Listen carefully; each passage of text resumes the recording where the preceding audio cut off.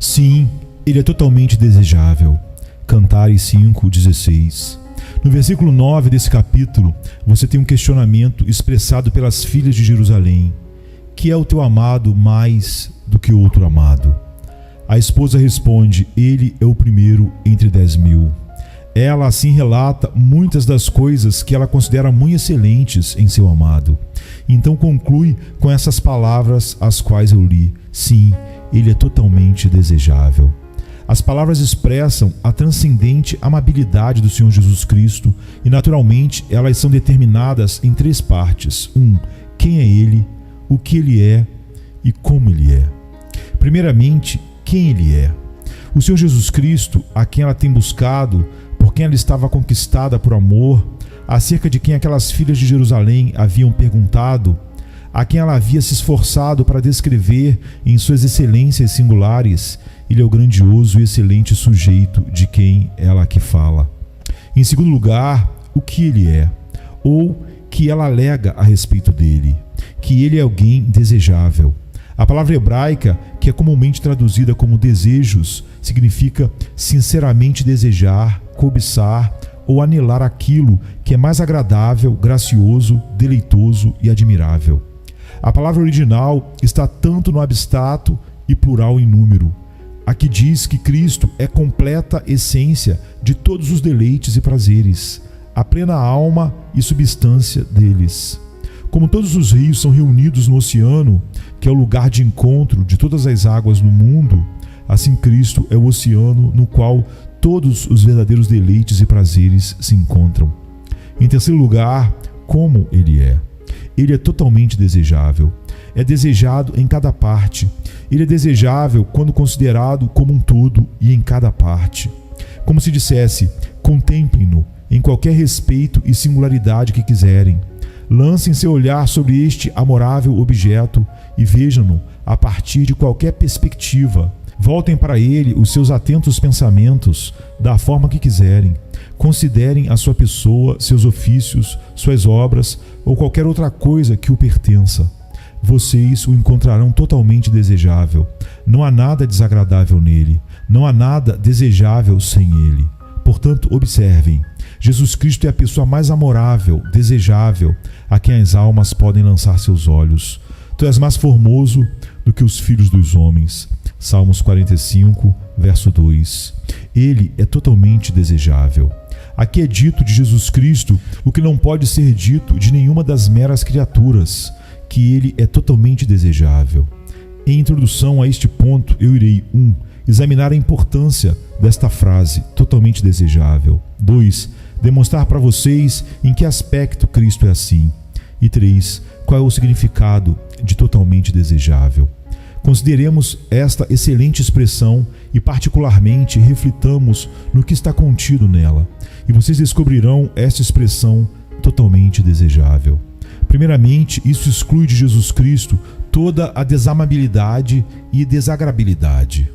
Como um teólogo disse há tempos atrás, não há nada nele que não seja amorável. As excelências de Jesus Cristo são perfeitamente exclusivas de todas as suas oposições. Não há nada de característica ou qualidade contrária encontrada nele para contaminar ou desvalorizar a sua excelência. E neste aspecto, Cristo infinitamente transcende a mais excelente e amável das coisas criadas. Qualquer que seja a amabilidade encontrada nelas, não há nada sem desagrado. As mais belas pinturas devem ter suas sombras. As mais raras e brilhantes pedras preciosas devem ter fundos escuros para realçar as suas belezas. A melhor criatura é apenas um amargo doce no máximo. Se há alguma coisa agradável, também há algo azedo. Se uma pessoa tem cada habilidade, tanto inata quanto adquirida, de forma a deleitar-nos, ainda assim há também alguma corrupção natural misturada a isso, de modo a nos afastar. Mas não há nada assim em nosso totalmente desejável Cristo. Suas excelências são puras e sem mistura. Ele é um mar de doçura, sem uma gota de fel. Segundo, totalmente desejável, ou seja, não há nada indesejável encontrado nele. Então tudo o que há nele é completamente desejável. Como cada vislumbre de Deus é precioso, Assim, cada coisa que há em Cristo é preciosa. Quem pode pesar a Cristo em um par de balanças e dizer a vocês qual é o seu valor? Seu preço é melhor do que os rubis, e tudo o que tu possas desejar não se compara a ele. Provérbios 8, verso 11. Em terceiro lugar, totalmente desejável, ou seja, ele abrange todas as coisas que são desejáveis. Ele sela a soma de toda a amabilidade. As coisas que brilham como uma estrela solitária, como a glória específica, todas se encontram em Cristo como uma gloriosa constelação. Colossenses 1,19 diz: porque foi do agrado do Pai que toda a plenitude nele habitasse. Lancem os seus olhos sobre todas as criaturas, sondem o universo, vocês observarão força em alguém, beleza em um segundo, fidelidade em um terceiro, sabedoria em um quarto, mas vocês não encontrarão ninguém que excede nelas todas como Cristo. O pão tem uma qualidade, a água outra, vestimenta outra, medicações outras, mas nada tem todas elas em si mesmas, como Cristo as tem. Ele é o pão para o faminto, água para o sedento, veste para o nu, cura para o ferido, e seja o que for que a alma possa desejar, é encontrado nele, como está em 1 Coríntios 1:30. Em quarto lugar, totalmente desejável, ou seja, nada é desejável em oposição a ele ou separado dele. Se ele verdadeiramente é totalmente desejável, então seja o que for que se oponha a ele ou a parte dele, não pode ter nenhuma amabilidade em si. Afaste a Cristo, e onde está a amabilidade de qualquer prazer? O melhor consolo da criatura separado de Cristo é apenas uma cisterna rota. Isso não pode oferecer uma gota de genuíno consolo, como está no Salmo 73, 26. É como uma criatura, a mais doce e amável criatura, como com a bela imagem no espelho. Afaste o rosto, e onde está a imagem? Riquezas, honras e relações consoladoras são doces quando a face de Cristo sorri sobre nós através delas.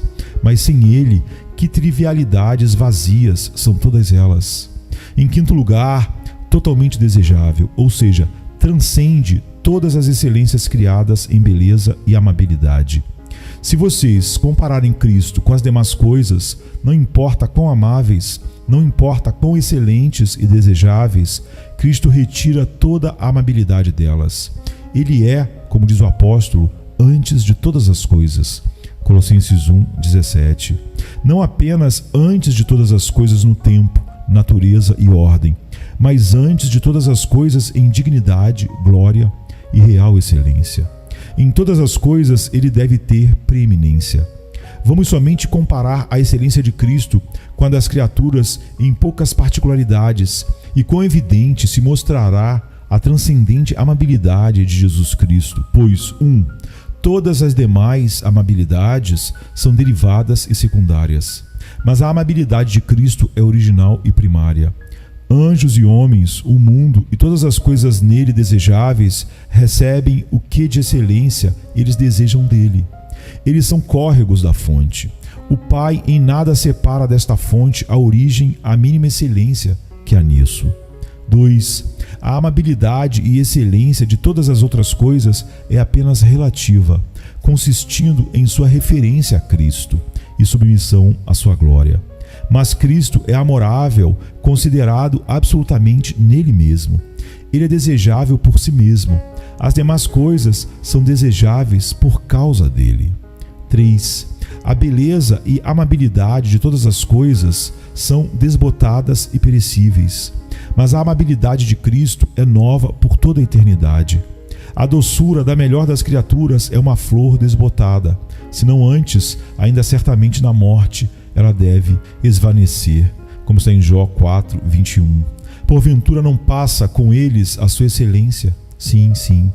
Se elas são as excelências naturais do corpo, dons da mente adquiridos, feições amáveis, qualidades graciosas ou qualquer outra coisa que achemos atrativo, tudo isso, como flores agradáveis, são murchadas, desbotadas e destruídas pela morte.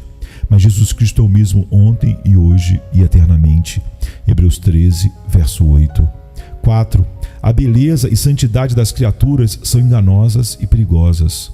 Um homem pode fazer delas um ídolo e satisfazer a si mesmo além dos limites da moderação com elas. Mas não há perigo de excesso no amor de Cristo.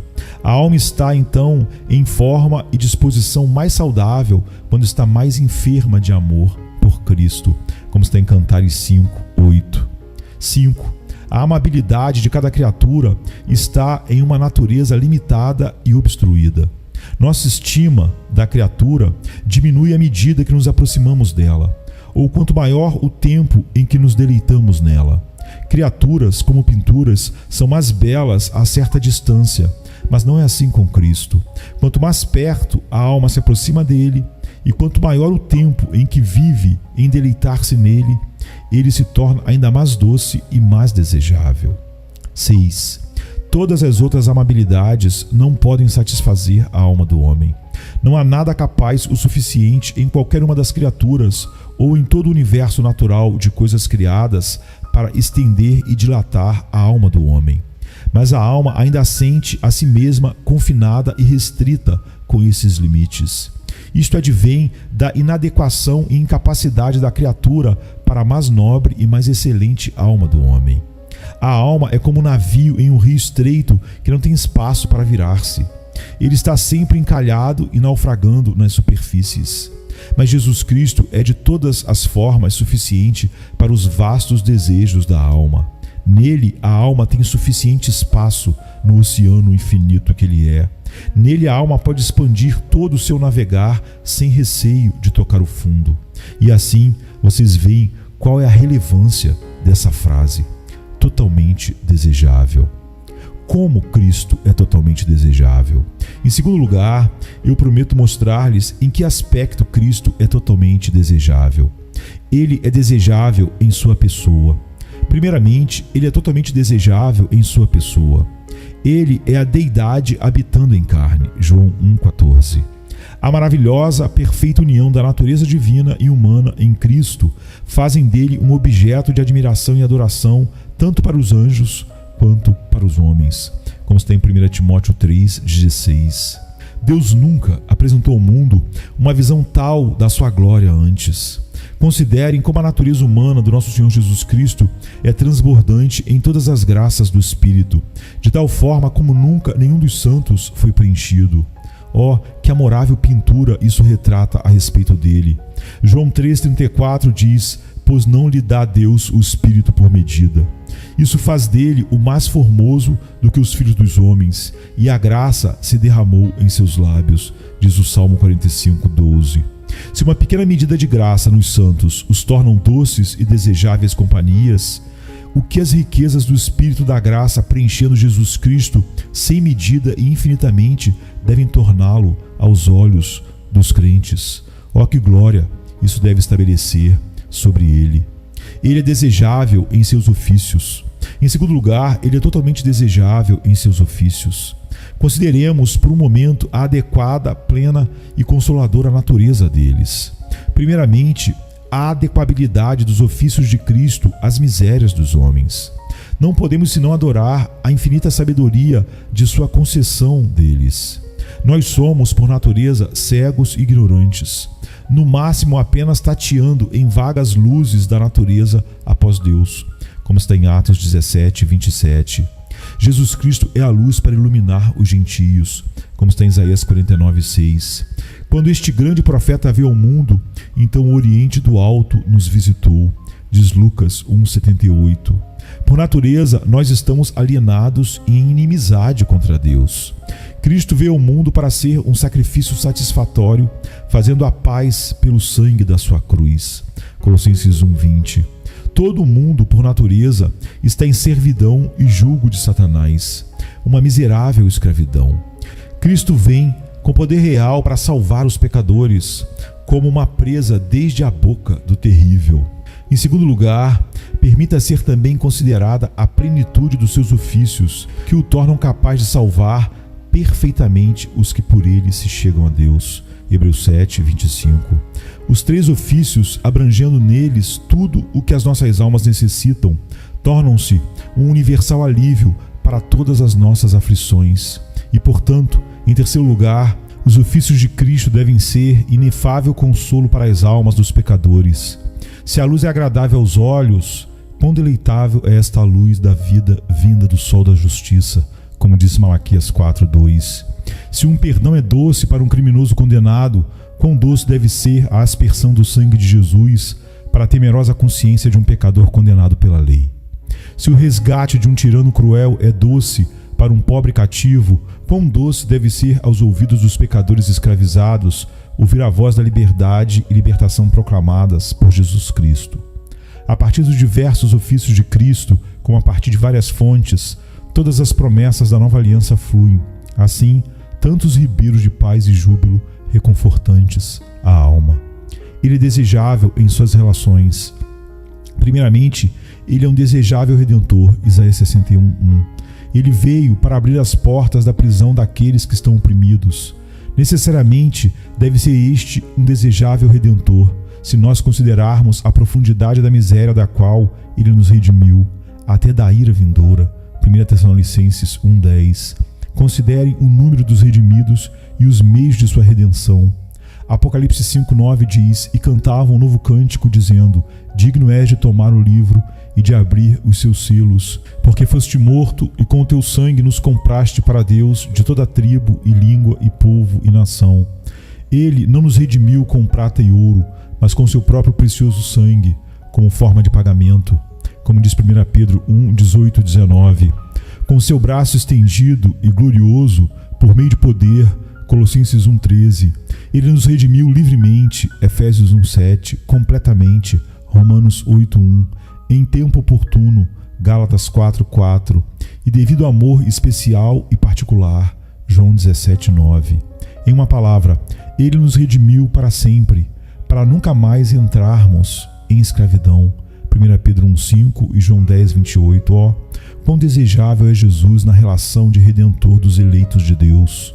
Em segundo lugar, ele é um desejável noivo para todos os quais ele desposou para si. Como a igreja glorifica-o nessas palavras que seguem o meu texto: Tal é o meu amado e tal o meu amigo, ó filhos de Jerusalém. Céus e terras não podem mostrar ninguém como ele, que não necessita de nenhuma prova mais completa de que essas particulares que seguem.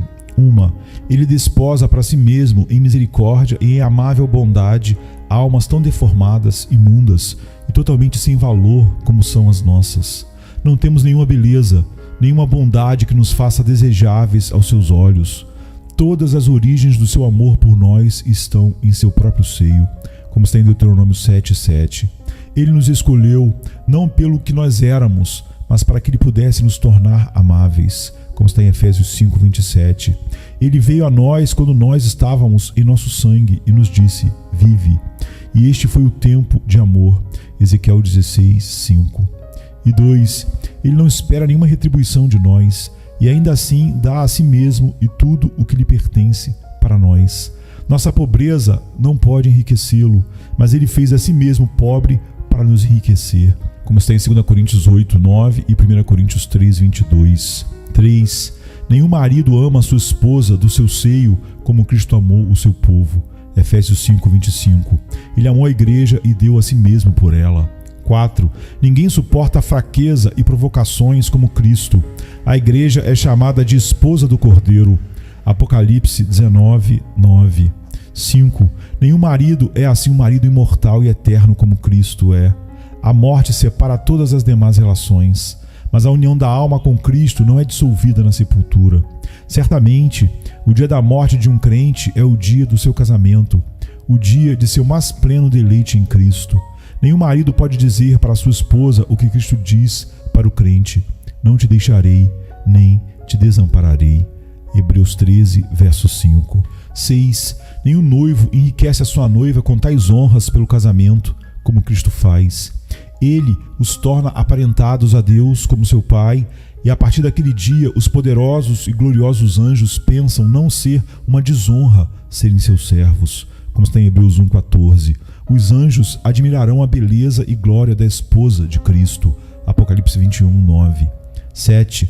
Nenhum casamento jamais foi consumado com tais procedimentos triunfais como será o casamento de Cristo e os crentes no céu. O Salmo 45, 14 e 15 diz: levá-la-ão ao rei com vestidos bordados. As virgens que a acompanham a trarão a ti. Com alegria e regozijo as trarão. Elas entrarão no palácio do rei. Entre os judeus, a casa de casamento era chamada de casa de louvor. Havia alegria sobre todas as mãos, mas nada como o júbilo que haverá no céu quando os crentes, a esposa de Cristo, for trazida ali. Deus, o Pai, se regozijará em contemplar o bendito cumprimento e confirmação daqueles gloriosos planos do seu amor, do seu decreto eterno. Jesus Cristo, o noivo, se alegrará em ver o trabalho da sua alma, o bendito nascimento e resultado de todas as suas amargas dores e agonias, como está em Isaías 53:11.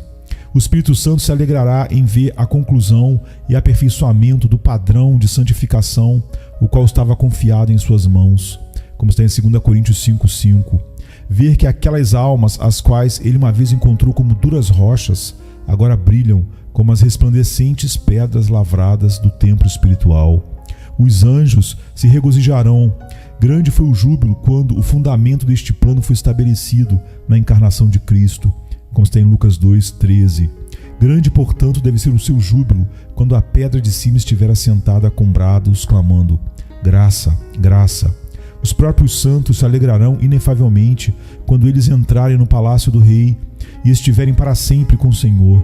1 Tessalonicenses 4:17. De fato, haverá júbilo em todas as mãos, exceto entre os demônios e condenados, que rangerão seus dentes com inveja da eterna promoção e glória dos crentes. Assim, Cristo é totalmente desejável na relação de noivo. Em terceiro lugar, Cristo é totalmente desejável na relação de um advogado, como está em 1 João 2:1 e 2. E se alguém pecar, temos o advogado para com o Pai, Jesus Cristo, o justo. E ele é a propiciação.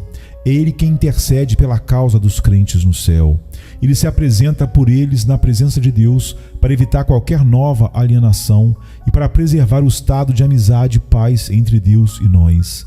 Nessa relação, Cristo é totalmente desejável, pois, ele faz de nossa causa a sua própria e age por nós no céu como se fosse por ele mesmo, como está em Hebreus 4:15.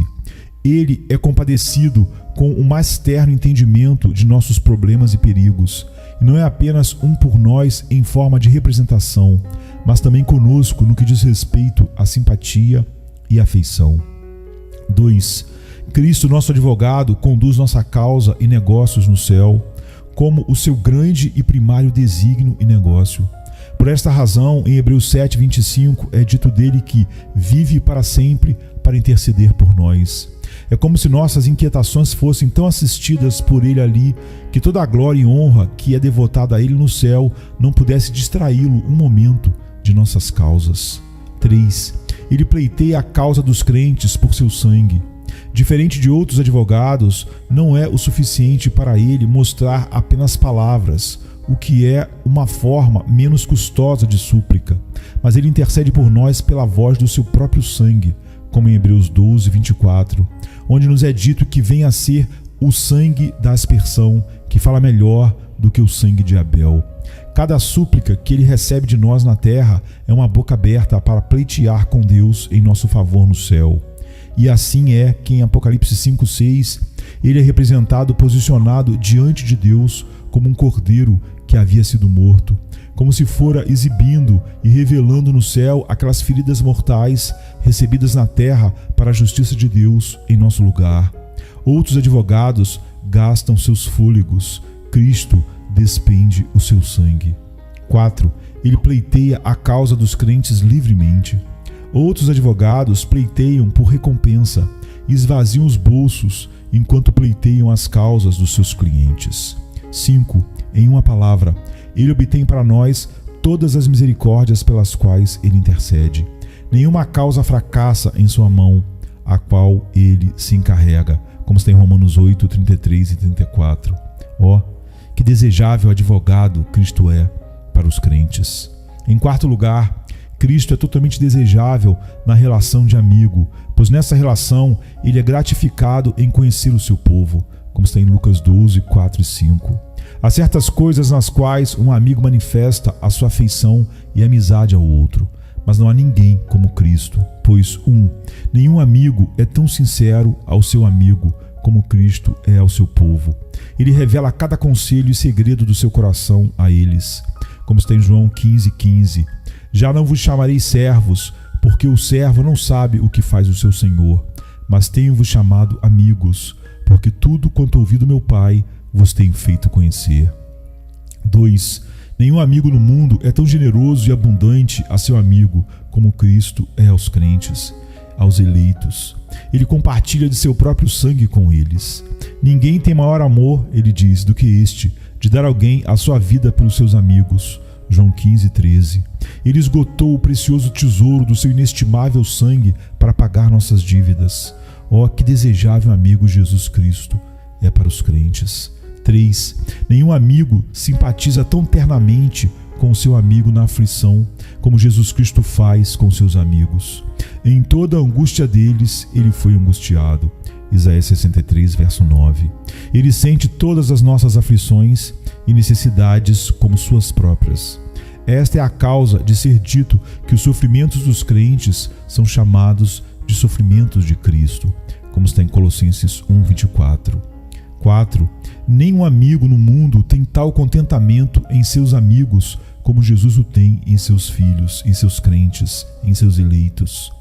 Cantares 4:9 diz: Enlevaste-me o coração, ele diz à esposa, enlevaste-me o coração com um dos teus olhares, com o colar do teu pescoço.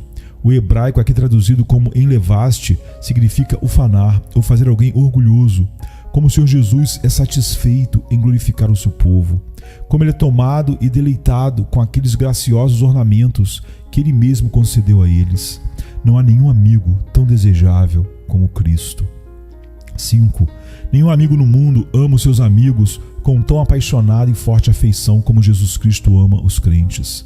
Jacó amou Raquel e suportou por ela o calor abrasador do verão e o frio do inverno. Mas Cristo suportou as tempestades da ira infinita de Deus, o furor da sua indignação por nossa causa.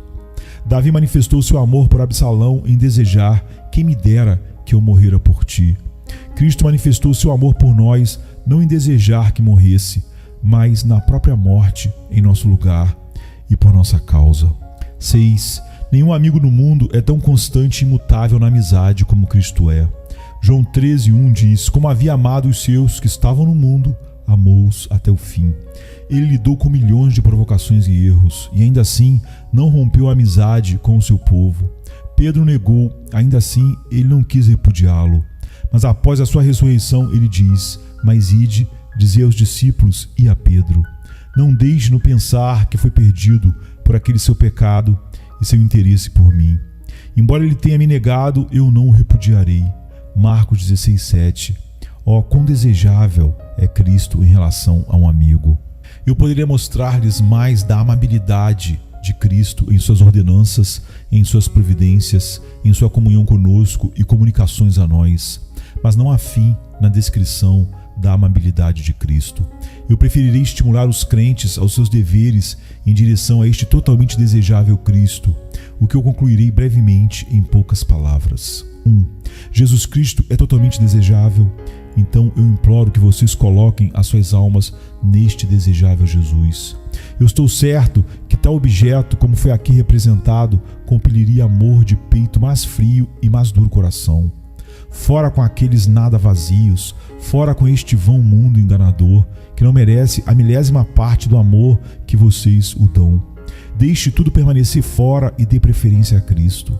Oh, se vocês apenas conhecessem o seu valor e excelência, o que ele é em si mesmo, o que ele fez por vocês e merece de vocês, não precisariam de argumentos meus para persuadi-los a amá-lo e viver inteiramente para ele. 2. Não estime nada desejável, exceto enquanto isso é deleitável em Cristo, ou utilizado por causa de Cristo, para a glória de Cristo. Não ame nada por si mesmo, não ame nada separado de Cristo. Em duas coisas nós pecamos em amar as criaturas. Nós pecamos no excesso de nossas afeições, amando-as acima do apropriado valor das meras coisas criadas.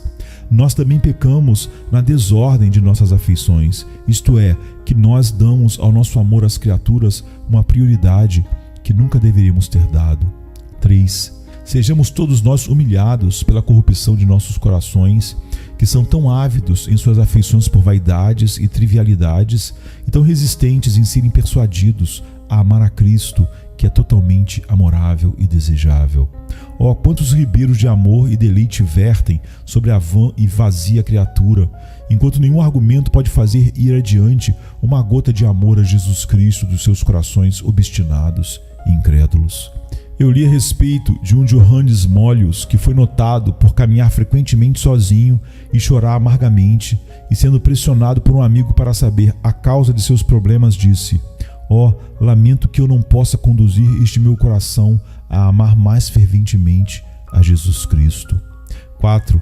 Apresente Cristo ao mundo como Ele é, pelo seu comportamento em relação a Ele. Ele é totalmente desejável. A maneira com que você vive está mostrando isso ao mundo. Deixe todo mundo ver e saber que Ele o é, através dos seus deleites nele e comunhão com Ele, entusiasmo por Ele e prontidão em separar-se de qualquer outra coisa desejável por conta dele. Proclame as suas excelências ao mundo, como a esposa fez nestes versículos. Persuada-os enquanto o seu amado é melhor do que qualquer outro amado. Mostre as suas gloriosas excelências enquanto você fala sobre ele. Defenda-o adiante para os outros, diante do mundo inteiro, como ele é em si mesmo, totalmente desejável. Observe que você ande dignamente diante do Senhor, agradando-lhe em tudo, como está em Colossenses 1:10. Anuncie as suas virtudes, as virtudes de Cristo, como está em 1 Pedro 2:9. Não deixem que o bom nome que sobre vós foi invocado seja blasfemado, como diz Tiago 2:7. Ele é glorioso em si mesmo, e ele é certo em pôr glória sobre você. Tome cuidado para que você não ponha vergonha e desonra sobre ele. Ele tem concedido a sua honra a você. Não traia esta confiança. 5. Nunca se envergonhe em ser contado como um cristão. Ele é totalmente desejável. Ele nunca pode ser uma vergonha para você. Sentir vergonha dele será o seu maior pecado. Alguns homens glorificam-se em suas vergonhas. Não permita que você mesmo envergonhe-se de sua glória. Se você se envergonhar de Cristo agora, ele se envergonhará de você quando ele vier em sua própria glória e na glória de todos os seus santos anjos. Não se envergonhe de nada o que está na palavra dele. Não se envergonhe de nada a não ser do pecado. E dentre outros pecados, envergonhe-se especialmente deste pecado, que você não tenha mais amor por ele, que é totalmente desejável. 6. Seja desejoso por abandonar tudo o que é desejável sobre a terra, de forma que você possa estar com e totalmente desejável Salvador Jesus Cristo para sempre. Levante as suas vozes com a noiva. Apocalipse 20:20 diz: "Vem, Senhor Jesus, vem depressa." É verdade, você deve passar através das agonias da morte para entrar em sua intimidade e prazer, mas certamente vale a pena sofrer muito mais do que isso para estar com este amorável e desejável Jesus. Ora, o Senhor encaminha os vossos corações no amor de Deus e na paciência de Cristo, diz 2 Tessalonicenses 3:5. 7. Deixe a amabilidade de Cristo atrair todos os homens a Ele. A amabilidade é tão atrativa na criatura, e pode a transcendente amabilidade de Cristo não atrair ninguém? Ó, a cegueira do homem! Se vocês não veem nenhuma beleza em Cristo que faça com que vocês o desejem, é porque o Deus deste mundo tem cegado o seu entendimento. E 8. Empenhe-se em ser semelhante a Cristo. Se alguma vez você quer ser desejável aos olhos de Deus e do homem, certamente, meus irmãos, é somente o Espírito de Cristo com vocês e a beleza de Cristo sobre vocês que pode tornar-lhes pessoas amáveis. Quanto mais vocês parecerem com Ele em santidade, mais vocês expressarão a verdadeira excelência e amabilidade.